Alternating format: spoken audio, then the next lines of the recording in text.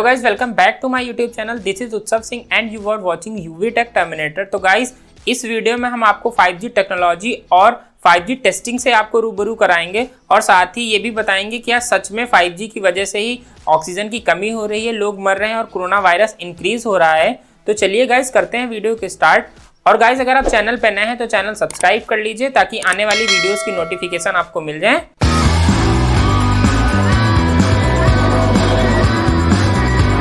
तो 5G testing की reality को समझने से पहले ये समझना बहुत ज़्यादा ज़रूरी है कि जो 5G है वो है क्या, और इंडिया में जब इसको लॉन्च किया जाएगा तो क्या क्या टेक्नोलॉजी में चेंज आ सकता है। तो यहाँ पर जो 5G है उसकी इंटरनेट स्पीड 4G और 3G इंटरनेट की तुलना में ज़्यादा होगी, और साथ ही यहाँ पर जो इसकी कनेक्टिविटी है 4G और 3G की तुलना में अधिक है, और यहाँ 5G की डाउनलोड स्पीड 4G और 3G नेटवर्क की तुलना में ज़्यादा है। इसी वजह से जो ट्रांसपोर्ट हैं, जो व्हीकल्स हैं, उनको भी डिजिटलाइज किया जा सकेगा, जिसकी वजह से जो एक्सीडेंट होते हैं उनको भी ओवरकम किया जा सकेगा। तो ये बेनिफिट है यहाँ पर 5G का। और यहाँ पर अगर बात करें जो एडवांस टेक्नोलॉजी की लाई, जैसे रिमोट सर्जरी है या ड्रोन है या ऑपरेशन है, इसको भी थोड़ा सा टेक्निकली इंप्रूव किया जा सकेगा। ये बेनिफिट है 5G के लॉन्च के। साथ ही कुछ तीन ऐसी 5G की एबिलिटीज हैं जिसकी वजह से जो 5G है वो अदर नेटवर्क की तुलना में ज्यादा अच्छा है। नंबर 1 है हाई बैंडविड्थ। इसमें क्या है, जो 4G की इंटरनेट स्पीड है वो 200 MB के पर सेकंड के अराउंड में थी, बट यहाँ पर जो 5G की इंटरनेट स्पीड होगी वो बढ़ के हो जाएगी अराउंड 1 GB प्लस, यानी 1 GB या उससे ज़्यादा होगी इंटरनेट स्पीड। तो ये बेनिफिट है यहाँ पर, क्योंकि यहाँ पर हाई बैंडविड्थ मिलती है। Number 2 low latency. तो मान लीजिए जैसे कोई इमेज को ओपन करना है तो 4G में तो 100 मिली सेकेंड लगते हैं एक इमेज को ओपन होने में, लेकिन 5G में सिर्फ 1 मिली सेकेंड में हम कोई भी इमेज को ओपन कर सकते हैं। तो यहाँ पर बेनिफिट ये है कि 5G जो है वो ज़्यादा स्पीड से किसी भी प्रोफाइल को, किसी भी इमेज को ओपन कर सकता है। तो 5G की इंटरनेट स्पीड ज़्यादा है। और थर्ड नंबर पे है डेंस कनेक्शन। इसमें क्या है, जो 4G है वो एक ही टाइम पे एक ही सर्वर को कनेक्ट कर सकता है, यानी एक सर्वर पे काफी सारे सिस्टम या डिवाइसेस आपस में कनेक्ट हो जाते हैं, तो वो एक बार में एक ही या दो ऐसे सिस्टम को कनेक्ट कर सकता है। लेकिन 5G में होगा कि वो एक टाइम पे बहुत सारे सिस्टम को इजीली कनेक्ट कर पाएगा, यानी इंटरनेट में कोई भी लैग नहीं आएगा। जो इंटरनेट स्पीड है वो इक्वल रहेगी हर एक डिवाइस की, यानी एक ही टाइम पे अगर हम नेटवर्क पे बहुत सारे सिस्टम, बहुत सारे डिवाइस कनेक्ट करते हैं तो जो 5G है वो हर एक सिस्टम को, हर एक डिवाइस को इक्वली इंटरनेट स्पीड देगा।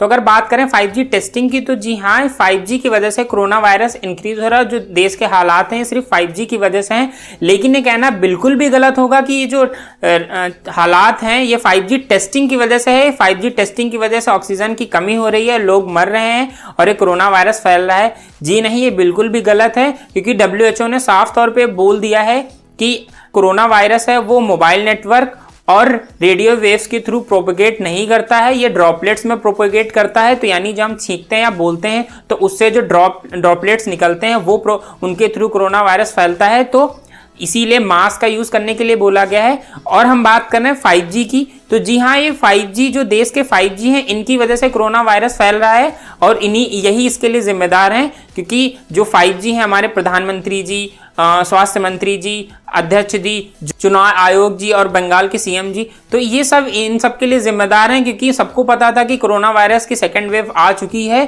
फिर भी देश में चुनाव कराए गए और बाकी जो भी इतनी भीड़ हुई और बाकी सारी चीज़ें उस टाइम पे कंट्रोल नहीं की और बाद जब चुनाव खत्म हुए तो उसके बाद लॉकडाउन और ये सारी चीज़ें इंप्लीमेंट हुई तो पता चला कि काफ़ी ज़्यादा वायरस ऑलरेडी इंक्रीज हो चुका है। तब हमें लॉकडाउन किया गया, तब सारी चीज़ें, अगर चुनाव को साइड रख के लॉकडाउन किया जाता है तो आज देश के ये हालात नहीं होते हैं।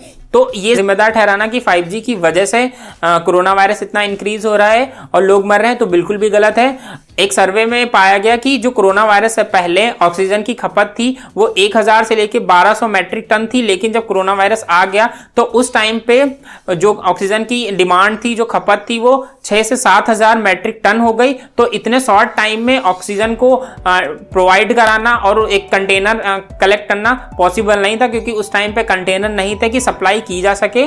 तो ये एक रीजन है कि ऑक्सीजन की कमी है। दूसरी चीज हमारे एनवायरनमेंट में 21% ऑक्सीजन है, लेकिन जो ऑक्सीजन मेडिकली ऑक्सीजन जो प्रोवाइड की जा रही है उसमें 95 to 98% ऑक्सीजन होती है, यानी प्योर ऑक्सीजन होती है।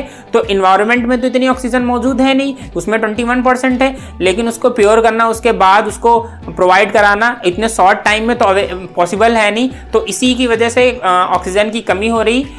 और सेकेंड थिंग, 5G की वजह से जो लोग मर रहे हैं या फिर अफवाहें हो रही हैं, जो लोग पॉजिटिव हो रहे हैं, उस पर भी अगर मैं बात करूं तो ऑस्ट्रेलिया, हांगकांग या न्यूजीलैंड ऐसे कंट्री जहां पे ऑलरेडी 5G यहाँ पर यूज़ कर रहे हैं लोग, वहाँ पर भी कोरोना पॉजिटिव लोग कम है। जैसे ऑस्ट्रेलिया में सिर्फ 9 कोरोना पॉजिटिव पाए गए और न्यूजीलैंड में सिर्फ 1 और हांगकांग में 4 कोरोना पॉजिटिव पाए गए। तो वहाँ पर भी तो 5G टेस्टिंग है, तो वहाँ पर ऐसा क्यों नहीं? तो ये बिल्कुल भी गलत है कि 5G टेस्टिंग की वजह से जो है लोग मर रहे हैं और कोरोना पॉजिटिव हो रहे हैं। तो ये बिल्कुल भी अफवाह है, इस पर ध्यान ना दें। और जो गाइडलाइंस WHO ने दी हैं कि आप मास्क लगाइए, हैंड सैनिटाइजर का यूज़ करिए और सोशल डिस्टेंसिंग बना के रखिए, तो प्लीज़ उस गाइडलाइन का पालन कीजिए, क्योंकि देश के लिए आप सिर्फ एक नंबर हो सकते हैं, लेकिन अपने परिवार के लिए आप एक दुनिया हैं। तो ये 2 लाइन के जो शब्द हैं इसको ध्यान में रखिए। आई होप कि आपको ये वीडियो समझ में आ गई होगी कि 5G और 5G टेस्टिंग में कौन जिम्मेदार है इस कोविड के लिए। तो गाइज, अगर आपको वीडियो अच्छी लगी तो लाइक करिएगा, कमेंट करके जरूर बताइएगा कि वीडियो कैसी लगी। अगर आप चैनल पे नए हैं और अभी तक अगर आपने सब्सक्राइब नहीं किया है तो प्लीज चैनल को सब्सक्राइब कर लीजिए, ताकि आगे आने वाली वीडियोस की नोटिफिकेशन आपको मिल जाए। बाकी stay home, stay safe, thank you.